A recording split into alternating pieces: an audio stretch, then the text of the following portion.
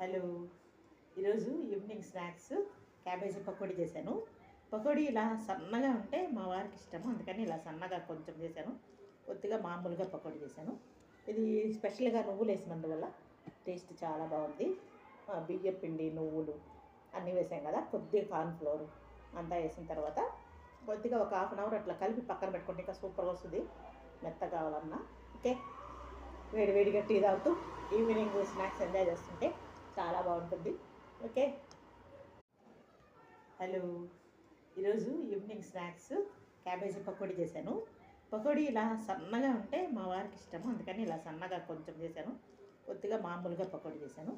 ఇది స్పెషల్గా నువ్వులు వేసినందువల్ల టేస్ట్ చాలా బాగుంది. బియ్యం పిండి, నువ్వులు అన్నీ వేసాం కదా, కొద్దిగా కార్న్ఫ్లోర్ అంతా వేసిన తర్వాత కొద్దిగా ఒక హాఫ్ అన్ అవర్ అట్లా కలిపి పక్కన పెట్టుకుంటే ఇంకా సూపర్గా వస్తుంది.